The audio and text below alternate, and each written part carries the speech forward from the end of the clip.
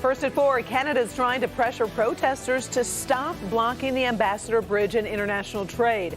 But are we seeing any signs it's working? We are live in Windsor. More local schools will see face mask mandates lifted. Why it's happening now, and we're getting reaction to that shift in policy. Are parents ready? As Paul is working on your weekend forecast. Yeah, hey, Karen, I'll tell you what, compared to where we've been in the past month, it felt pretty balmy this afternoon with light rain and drizzle in the area. But don't get used to this. We have Arctic air coming on down. I'll have the timetable straight ahead. Live from downtown Detroit, home of WDIV and Click on Detroit, Local 4 News First at 4 starts now. Good afternoon. I'm Karen Drew. That breaking news means all eyes are on the Ambassador Bridge for a 5th day in a row. Canada trying to get that traffic flowing again, but our downtown camera shows the bridge is still empty because of protests on the Canadian side of the river. Today, the Ontario Premier Doug Ford declared a state of emergency in the province. That means protesters who ignore the order could face a maximum penalty of $100,000 fines and up to a year behind bars. The city of Windsor has been in court seeking an injunction to get legal support to force the protesters to leave. And while Canada tries to clean up the mess, Prime Minister Justin Trudeau says some of the fuel for this political defiance is coming from America. We've seen that the attack, for example, on the Ottawa 911 system came from the United States. We see that almost half of the funding through certain portals that is flowing to the barricaders here in Canada is coming from the United States. We see a mobilization of some of the more challenging political elements in Canada and in the United States around support for these blockades that are hurting citizens. Right now, let's go to Priya Mann. She is in Windsor this afternoon for us. Priya, are you seeing any signs the protesters are ready to leave? No, Karen, these protesters are hunkering down, saying they want to be here for the long haul. You've got folks, they've got barbecues set up. They've got what looks like a small farmer's market with fresh fruit, vegetables. You've got families here and kids playing. So this is the entrance to the bridge that they have blocked off. But let me show you what the bridge looks like right now. That's the entrance to the Ambassador Bridge. It is completely shut down. You can see the pylons there and that vehicle also blocking traffic, and the honking has just started back up again. Let me take you through what we've been seeing today. A heavy police presence around the entrance to the Ambassador Bridge. Protesters have to walk about a half a mile to get here. They call themselves the Freedom Convoy, and protesters want vaccine mandates and COVID restrictions in Canada to end.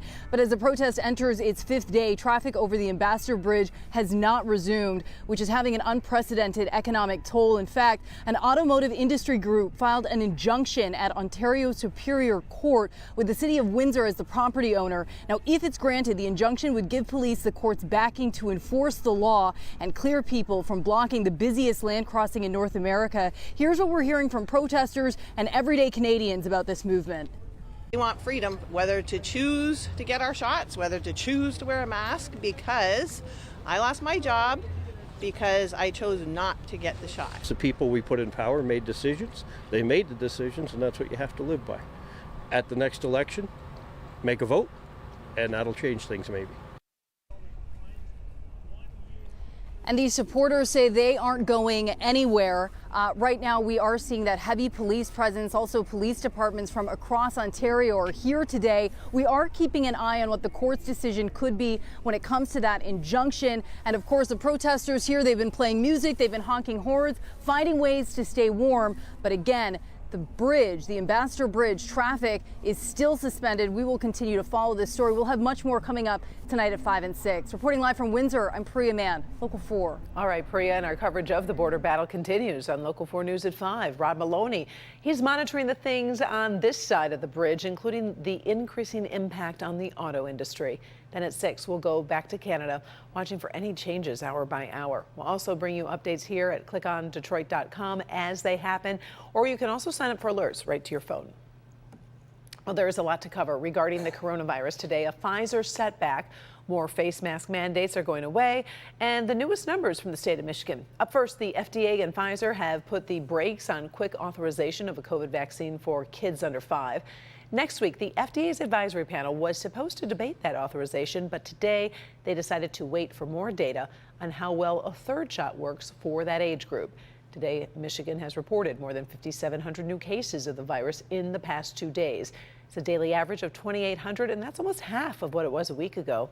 7-day positivity rate is below 18%, and that is the lowest since mid-December. Numbers like those are playing into decisions to drop indoor face mask mandates. It's a trend that we're seeing across the country and right here in Metro Detroit schools. Yesterday, we told you Ingham County would rescind its mask requirements on February 19th. Now, Oakland County is preparing to do the same at its schools and daycares on February 28th. And Washtenaw is doing the same on the same date. Each district saying the pandemic conditions have changed, allowing them to take that step.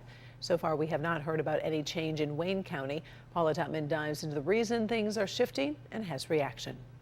So in talking to educators and health officials across the state all day, this seems like a pretty fast moving train where these health departments seem to be moving in lockstep, moving from pandemic behaviors to more endemic behaviors like the flu, for instance. And of course, because masking has become such a political hot potato and very, very polarizing, understand that by rolling back these mandates, it's even more polarizing. We are still in a pandemic. That is what it is. Kathleen Lucas has 2 children in the Hudsonville Public School District outside of Grand Rapids. Her family is vaccinated and her children wear masks to school in a district that doesn't require them. And COVID still ran through her family. The 3rd day back from Christmas break, my 7-year-old was exposed by a classmate who was not wearing a mask, and COVID ran through our entire family pretty quickly. We are hopefully all okay. I actually have some lasting effects. It's been about a month now, so we'll see if those go away. Alan Pike, whose 8-year-old daughter goes to the Romeo School District in Macomb County, again, no masks required, and he's good with it. However, when you're stuck behind the same mask all day long, I worry about the rebreathing of the bacteria and whatever else is in that mask. I don't feel it's healthy for the kids. Health departments often comparing information and data points are moving towards removing mask mandates in schools. In Oakland County, which announced today school mask mandates will be removed February 28th, they say it's all about the numbers and the data. In Oakland County, with more than 900,000 vaccinations, or 75% of the eligible population, or to the finer point, of the 200,000 5 to 19-year-old school-age children eligible to be vaxxed, with 120,000, or 55% vaccinated, the county health department says the numbers are going in the right direction. Looking at the data, we feel we've reached that time. We've seen a significant drop in cases and hospitalizations. Ingham County schools doing the same, with close to 74% of the eligible population vaxxed, including 40% of 5 to 11-year-olds and about 62% of 12 to 15-year-olds. Health officer for the county, Linda Vale, says unlike the wild variant all the way to Lambda, in which masks were worn to protect others from you, she says with the now dominant Omicron variant, the right mask, the KN95, provides protection to the mask wearer. Which is why we shifted to recommending higher quality masks. Those masks now, by choice of any parent, will protect the individual in the school environment from the infection, as opposed to just protecting the source from basically exposing others to droplets and respiratory.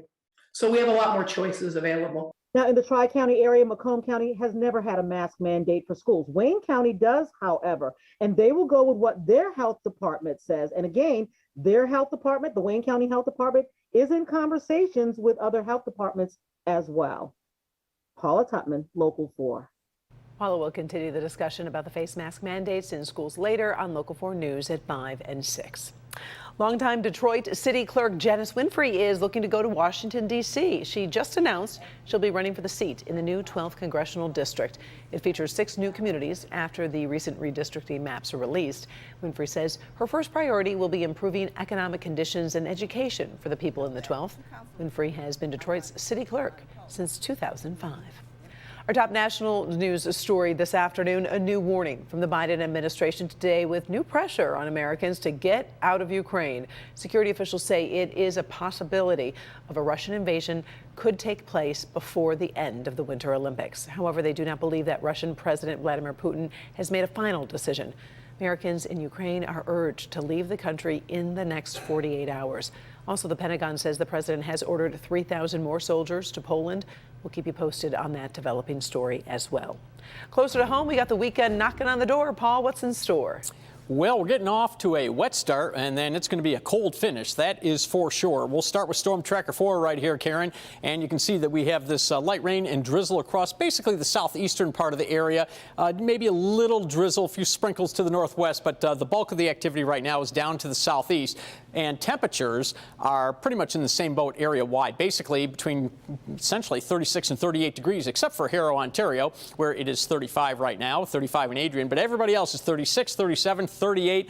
So, again, compared to where we've been for most of the past 6 weeks, this is pretty balmy stuff. But you look to the northwest, there's cold in them there hills. Look at this. It's 5 right now in Duluth. 5. That's not a wind chill. That's the actual temperature right now. But remember, as these cold air masses come across the Great Lakes, as long as the lakes aren't frozen over, they modify the air mass because the water temperature is above 32 degrees, obviously. So if the air is coming in as Arctic air, it gets warmed over the water. Then it comes over us a little bit modified. So we don't get as cold as that, but we are going to get plenty cold this weekend.